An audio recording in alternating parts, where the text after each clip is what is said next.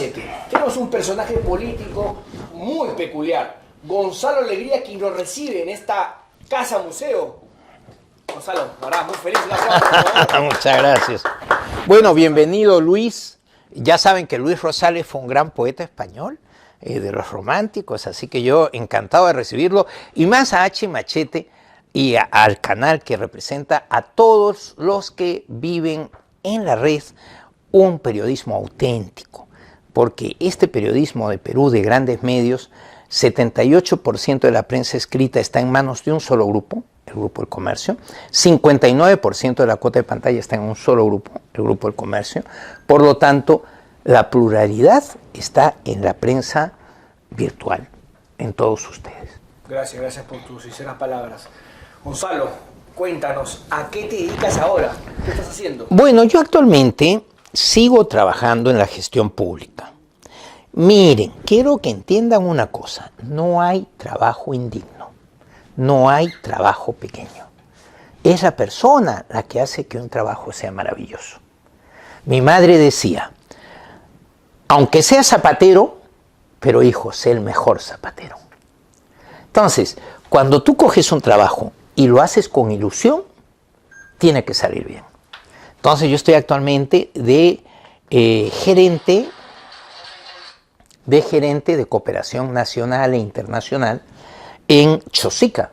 ¿Por qué en Lurigancho, Chosica, que así se llama el distrito? Porque ahí ganamos con Osvaldo Vargas, que fue uno de mis candidatos para la alcaldía de Lima, ¿no? Cuando yo fui, pues él ocupaba el distrito de Lurigancho, Chosica. Es un ingeniero, un hombre muy valioso, con muchos principios. Y yo quiero ayudar a Chosica, por último, porque yo viví en Chaclacayo de niño con mi padre e íbamos continuamente a Chosica. Quiere decir, nunca bajábamos a Lima, porque mi padre era muy andino. Entonces mi padre, vivíamos en calle Los Robles, en Chaclacayo, e íbamos siempre a Chosica a ver a Arguedas, que vivía en Chosica, vivía por California. Y yo tengo muchos recuerdos muy bonitos de esa etapa y un enorme respeto y cariño por José María Arguedas también. Y soy una persona privilegiada porque he conocido a muchos escritores, a muchos artistas, a muchos científicos, a muchos pensadores del Perú.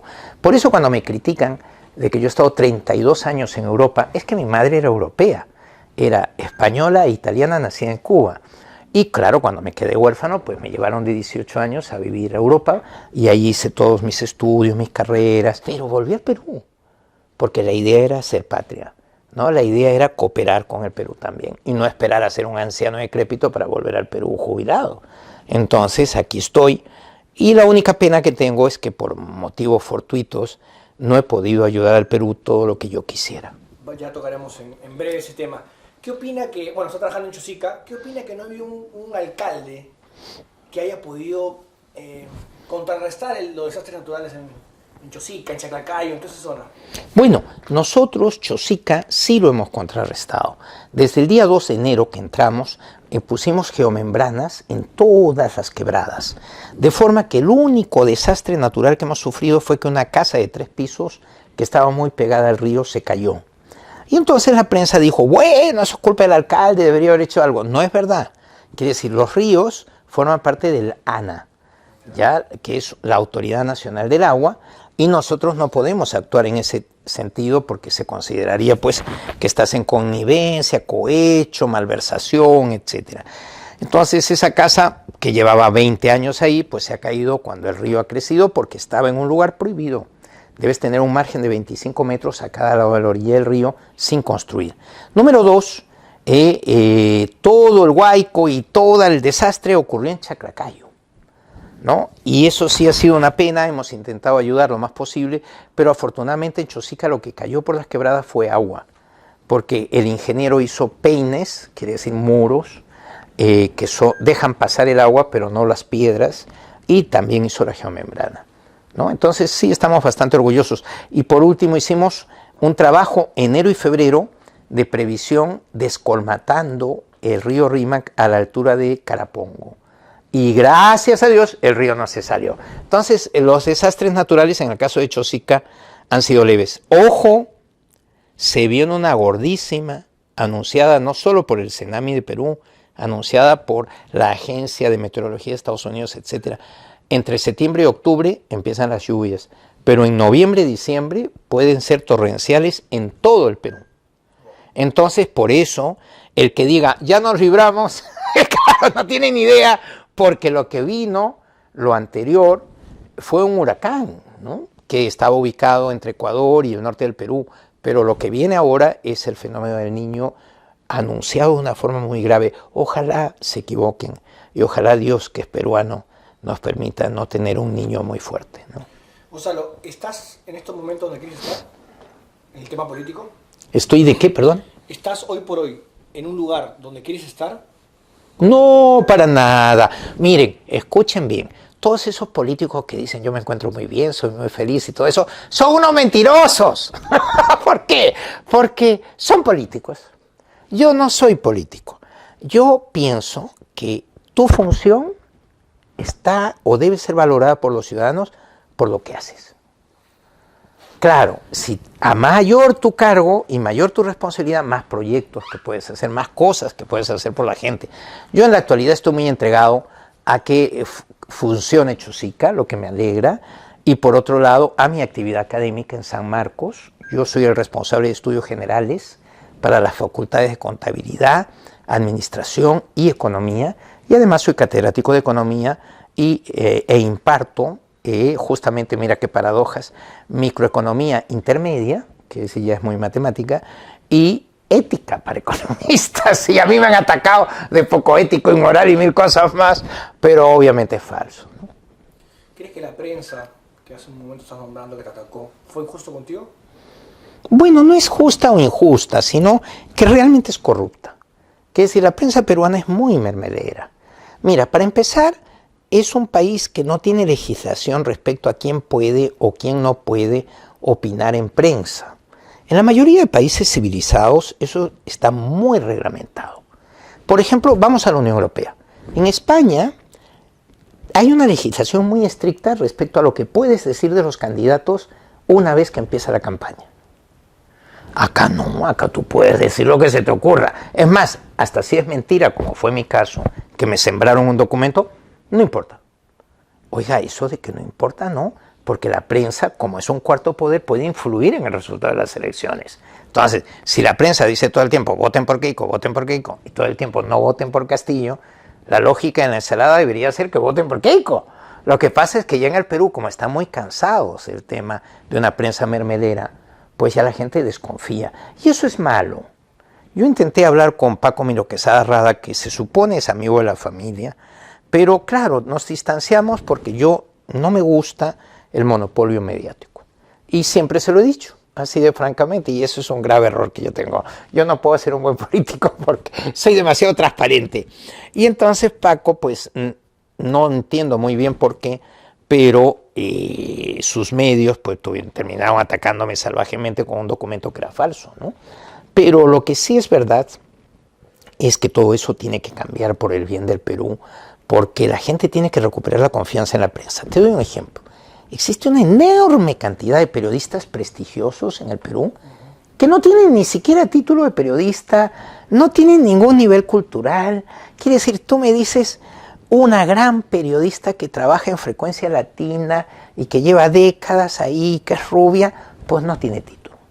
Tú me dices el más famoso periodista de Willax, que ha tenido hasta escándalos de pedófilo y todo eso, no tiene título de ningún tipo. Y son opinólogos, opinan. Pero bueno, la pregunta es, ¿cómo puede ser que la prensa peruana, cuando te presenta a alguien que debe opinar por quién debes votar, te dice Paquito Pérez, y te dice comentarista político? Tan pronto usan la coletilla comentarista político es porque no es nadie. Porque si tuviera un título universitario, si fuera académico, si fuera un ser pensante, si escribiera, si fuera conocido, no necesitan decir comentarista político. Podrían decir a qué se dedica de verdad. Entonces, realmente manipulan de una forma asquerosa. Yo me hice famoso por decir asqueroso y patético. Entonces, sigo insistiendo en que la política peruana es asquerosa y patética, pero ese sí la veo, es porque duele mucho. Porque al final manipulan a la gente, maltratan a la gente, le hacen creer cosas. Voy a hacer una playa en Ate, al final ni playa ni Ate, la haces en la piscina que ya estaba hecha en San Juan del Lurigancho, echando arena, matando el césped y perjudicando a una piscina que es de agua dulce, con arena que no vas a saber filtrar, ¿no?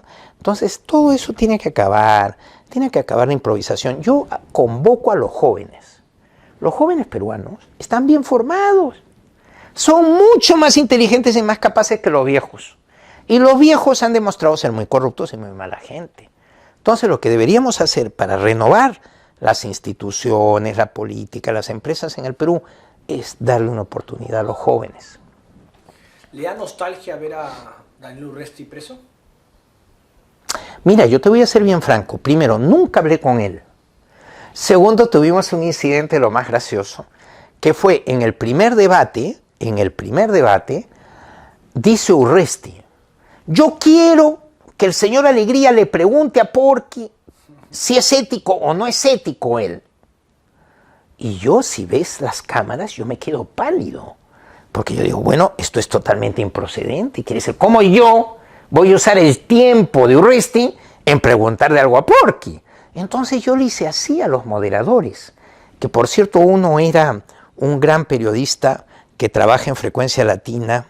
Ahora se me ha ido el nombre, Canoso, que trabaja en las noticias, Delgado, creo que se llama Pedro o José, pero que yo lo aprecio mucho. Y entonces yo le hice así, y estaba también con la otra señora, y me dice, sí puede hacerlo. Y yo me quedo visco, y entonces tú verás que reacciono mal, porque cojo mi folder y empiezo a revisar qué le hubiera dicho a Porky. Pero se supone que había habido un sorteo. Y a mí me había tocado una persona de lo más aburrida, anodina, un político profesional de esos súper corrupto, que es el de Alianza para el Progreso, el Omar Chejade, que traicionó a su hermano, que es pues un crápula, que ahora está con una colombiana, ha traicionado a sus dos esposas anteriores, bueno, un tesorito, el Omar Chejade. Entonces, Omar, que para colmo después, en el segundo debate, dice que se avergonzaba, que en nombre de sus hijas y de Dios me condenaba, porque yo había maltratado a mi hijo. Todo eso es falso, y siempre insistí que era falso, pero yo hasta terminé sonriendo, primero por tres cosas. Omar no puede mencionar a Dios, porque es palestino y maometano. Quiere decir, tendría que decir Alá, pero Dios no. Y después, número dos, se ha casado 2 veces, se ha divorciado las 2 veces, y está ahora con una colombiana muy atractiva. Entonces, yo la verdad no creo que Omar Chejade me pueda dar clases a mí de nada en ética, ¿no? Por ejemplo, Omar Chejade es el que cogió y traicionó a su hermano en Brujas de Cachiche para no ir a la cárcel y mandó a su hermano a la cárcel 7 años cuando el corrupto era él. Yo creo que eso lo define de cuerpo entero, ¿no? Pero se desvió del tema. No me contestó si le da algo de no. Bueno, ¿qué? En sí me dijo que parece que le da igual, ¿no? Que Daniel Urresti esté preso. Ah, no. En el caso de Daniel, lo gracioso es que en el debate me conceden la palabra de Daniel. Y yo hablo. Entonces yo, que nunca he hablado con Daniel, cuando termine el debate le hago así, para que venga él a hablar de que ha sido eso, ¿no? Y en vez de él me hace así, ya nunca he hablado con Daniel. Pero viene su asesor y me dice, le agradecemos mucho, doctor, porque lo ha hecho muy bien, lo ha atacado muy bien, porque ha mencionado todas las cosas malas de Porky, y sabíamos que usted venía muy preparado. Además, nos ha salido gratis. Seguramente me hubieran sobornado, ¿no? Y entonces, yo me quedé muy sorprendido. Pero lo cierto es que no me gusta que una cosa que ya ha sido juzgada se vuelva a juzgar.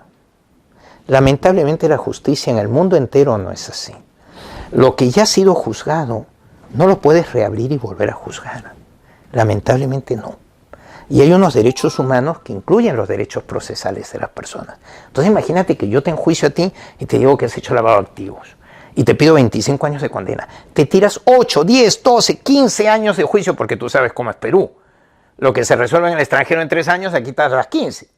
Y después de que pasas ese vía crucis y te dicen es inocente, te reabren el juicio. Ah, no. Entonces la duda es, oiga, ¿de qué va el sistema? ¿De vengativo? ¿De populista? Quiere decir, si hay mucha gente en la calle que grita que metan en la cárcel a Urresti, hay que meterlo. Conclusión, Aristóteles decía, hay dos tipos de gobierno popular. La democracia, que es el virtuoso, y la oclocracia. ¿Qué es la oclocracia? El gobierno de la muchedumbre. Salen 10.000 diciendo que Keiko se vaya a la cárcel, que Keiko se vaya a la cárcel. Entonces el juez la manda a la cárcel. Salen 20.000 diciendo liberen a Keiko, entonces otro juez la libera. No, señores, eso no es ser un país serio. Tenemos que hacer las cosas bien. Y las cosas bien es cumplir la ley, nos guste o no. Cuidado, hay leyes que son injustas, porque el Congreso de la República del Perú tiene cada tesorito que pueden sacar leyes injustas, pero es la ley. Y si no quieres cumplirla, cámbiala. La voz del pueblo no siempre es de Dios. Eso son tonterías, con todo mi respeto al pueblo. Yo me siento pueblo. Quiere decir que por ese lado no se preocupen. Quiere decir, yo puedo tomar mi comida. El otro día se paró un montón de gente en Chosica a saludarme porque estaba comiendo mi ceviche de pota en la calle 28 de julio en un carretillero. Doctor, qué sencillo es usted. No, no es una cuestión de sencillez. Es que yo soy pueblo. Quiere decir, hay 3 tipos de personas en el Perú. El pituco, un 5%. El 5% de la población que les alimentan la papilla de bebé con cucharita de plata, Miro Quesada, los Prado Ugarteche y toda esta gente. Después, el 90% somos como tú y yo, vivimos de nuestro trabajo. Y tú me dirás, ¿y quién es el otro 5%? Ah, esos sí son los pobres desgraciados. Son los que intentan ser pitucos. Entonces, ganan poquísimo, pero se compran la Ray-Ban de verdad, la Reebok de verdad. Y esos sufren, pues, ¿no? Porque en el fondo no tiene sentido. Entonces, ¿qué debemos hacer? Ser pueblo. Pero ser pueblo con la dignidad que te da el que eso no es indigno para nada. Y entonces, si algún día, pues tú estás, mira, mi carro, es un Chevrolet viejísimo y eso, yo no tengo que alardearle un carro caro para ser persona. Te pregunto, Arguedas, ¿alguien sabe qué marca de carro usaba? Alegría, mi padre, Ciro Alegría. ¿Qué marca de reloj usaba? Da igual si era Rolex que no. Su gloria no está en el objeto, está en el sujeto, en cada uno de los peruanos que los recuerda con cariño. Gonzalo, ¿cuál fue su participación o qué tipo de trato tuvo con Pedro Castillo antes de ser presidente? Yo me acerqué a Pedro Castillo, y eso me han sacado la mugre todo lo que han querido, porque me acerqué en la segunda vuelta. Y primero me llamaron y estuve en un equipo asesor, sorpréndete, de Dina Boluarte, la actual presidenta. Y asesorando en segunda vuelta a Dina Boluarte, yo insistía, si no asesoramos a Castillo, está perdiendo muchos votos. ¿Por qué? Porque le acusaban de que no tenía técnicos, no tenía cuadros técnicos. Y eso era verdad. Y que no tenía plan de gobierno. Y eso era verdad.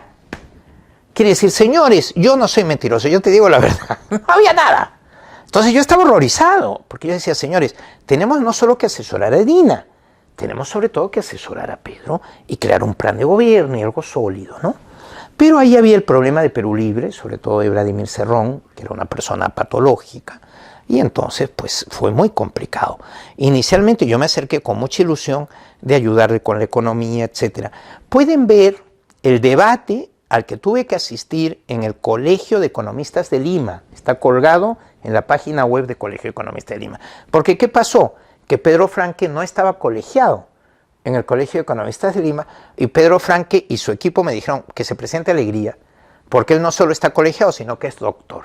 Porque Pedro Franque hizo el típico truco muy típico de Perú, de soy bachiller, no hago mi tesis de licenciado, no me colegio y salto a la maestría, para ahorrarme tiempo y toda esta vaina. Entonces, en el momento en que el Colegio de Abogados de Lima dijo, vamos a hacer un debate entre los de Keiko y los de Castillo, pues Franque no podía ir, porque no era colegiado, porque no era licenciado, era solo bachiller y de ahí había saltado a magíster. Entonces me llaman a mí y ustedes pueden ver ahí la explicación que yo di de qué debía ser a medio y largo plazo la política económica del gobierno. A mí no me gustó que Pedro Franque hizo un plan para 100 días y que en el fondo era un desastre. Mira, te decía, somos una economía, decía, de mercado, pero decía que era de mercado popular. Oiga, eso y nada es lo mismo. Quiere decir, la modelización económica son 8 tipos de modelos. Usted me puede decir socialismo autogestionario, socialismo a la China, ¿no? Que es con el mercado abierto, soy comunista ortodoxo y tengo planificación centralizada. Pero ¿qué hizo este hombre? Se creó un modelo que nadie conoce y dijo que iba a ser socialismo popular. Entonces, claro, yo la verdad es que eso no lo podía compartir porque era la indefinición perfecta, ¿no? Entonces, fue un poco triste para el Perú porque si bien Keiko tenía cuadros, era el Perú que queremos definitivamente enterrar. Que es la pena con todo esto está en que la derecha peruana le falta un partido de centro derecha de calidad. Deben crear un buen partido de centro derecha de calidad. Quiere decir, no es un delito ser liberal si tienes buenas ideas. Y la izquierda peruana tiene que crear un partido de centro izquierda de calidad.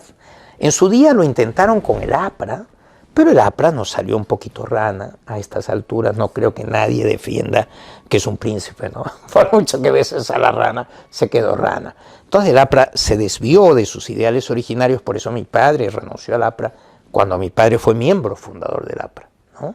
Y ahí podemos ahora pasar en la entrevista algunas fotos que lo van a ver con Ayala Torre, con Bedoya Reyes, con Belaúnde, a mi padre. Sí, ahora les prestaremos. Y entonces, ¿cuál es la idea al final? El Perú está huérfano de una clase política que haga 2 cosas. Se preocupe por el ciudadano y le ofrezca al ciudadano simplemente respeto. Hay que respetar al ciudadano.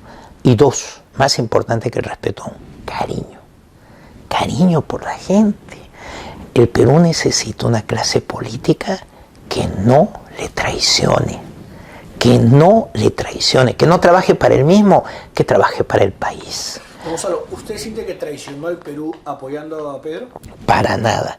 Era un momento de desesperación y si volviera a ocurrir, lo volvería a hacer.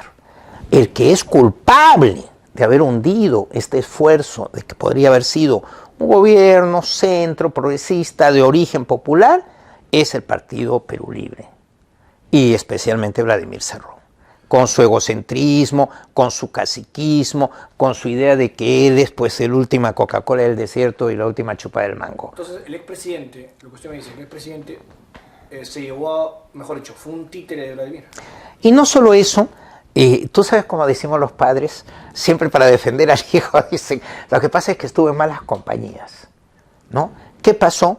Yo creo que Pedro del Castillo al final sí hizo cosas malas. Me da la impresión, por todas las pruebas, obviamente, ahora después me pueden querellar, acusar, te estoy hablando de una impresión, ¿no? La impresión es que sí hubo cosas muy, muy raras de corrupción y de cosas malas. Y la pregunta es, si el pueblo vota por alguien del pueblo, es porque piensa que va a ser solidario, que lo va a respetar y lo va a querer, como estaba diciendo yo. Entonces, pobre Perú, pobre Perú. Quiere decir, ¿qué va a pensar Puno? ¿Qué va a pensar Huancavelica, Ancash, Arequipa? Si el pueblo se va a sentir defraudado hasta con Castillo. Y ojo al dato, ahora en el 2026, cuando vengan las elecciones, toda esa derecha bruta, churada, tiene que pensar algo muy importante. Tienen que dejar una opción de izquierda decente.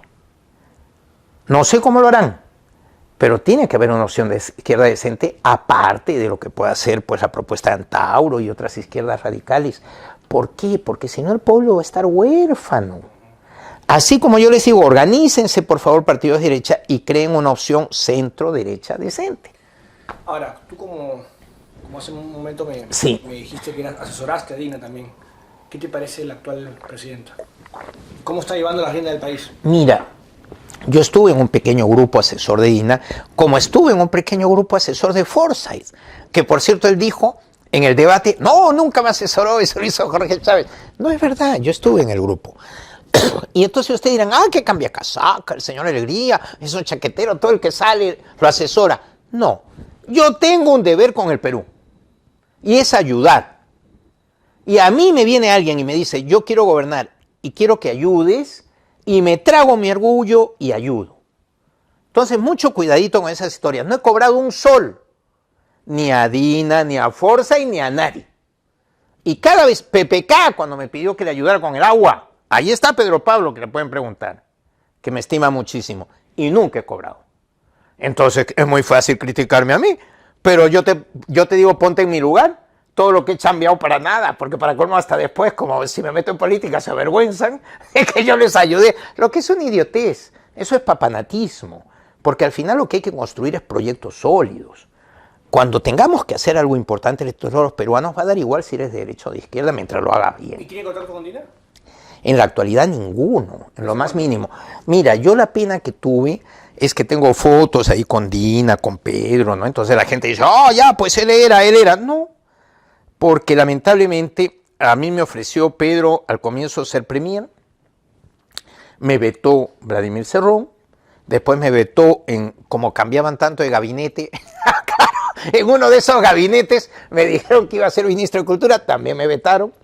Me llegaron a nombrar director de la Biblioteca Nacional un viernes, salí el sábado en El Comercio y el lunes me retiraron el nombramiento. Entonces, mira, acá hay un tema muy claro. A Pedro le faltó.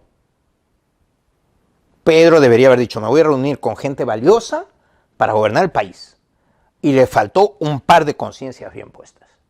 Me da igual si él tenía miedo, si era una persona poco preparada. No puedes permitir, porque tú tienes para gobernar que tener 2 dedos de frente y 3 de corazón por tu pueblo. ¿Considera que Pedro Castillo está en un lugar, o sea, está bien que está preso? Lamentablemente, la situación es jurídicamente confusa. Pero dentro de esa confusión, yo les diría que tenemos que tener 3 ideas claras. La primera es que sí intentó hacer un golpe de Estado. Mira, decir mentiras, decía mi madre, es pecado. Pero yo no lo digo por ser creyente, yo soy creyente, yo soy católico practicante y además, para colmo, vivo con mi padre de crianza que es pastor evangélico y quiero mucho a los evangélicos. Fíjate, yo pierdo todo el domingo primero en misa y después en culto. Quiere decir que yo, más cristiano imposible. Pero lo que voy es, seamos coherentes.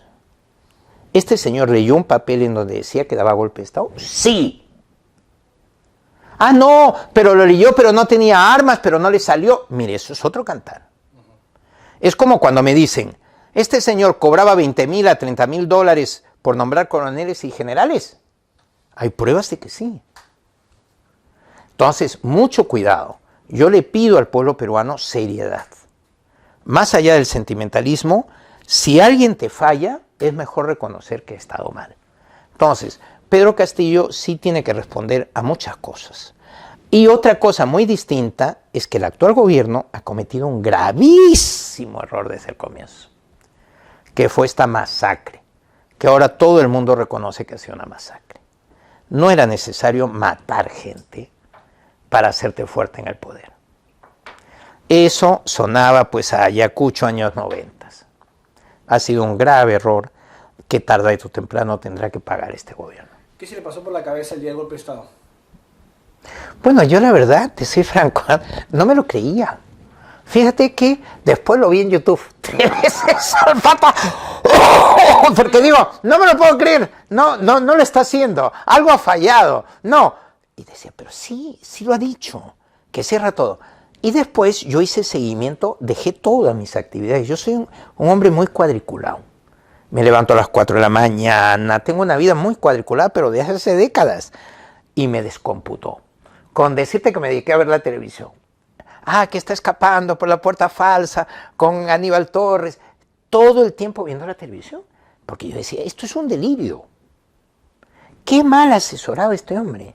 ¿Cómo puedes hacer un golpe de Estado sin el apoyo de las Fuerzas Armadas? No, es que me engañó el ministro de Defensa, no sé qué. Pues te engañó porque tú eres tonto. Porque un gobernante cruza información. Tú vienes y me dices, ministro de Defensa, sí, le voy a poner el golpe de Estado. Ya después tú tienes que llamar a los generales, tienes que ver con los medios. Por ejemplo, un golpe de Estado y no intervino ningún medio de comunicación. Estaba tan mal hecho, claro, cuando tú das un golpe de Estado, intervienes todos los medios de comunicación y les pones música, como en cualquier país, que lo ponen música, dibujos animados, etcétera, para que nadie sepa lo que está pasando. Acá era la descripción de un fracaso. Toda la prensa mostrándote cómo no le salió el golpe de Estado. Entonces, claro, él aprovecha eso ahora para decir, yo no hice golpe de Estado. Fuerte.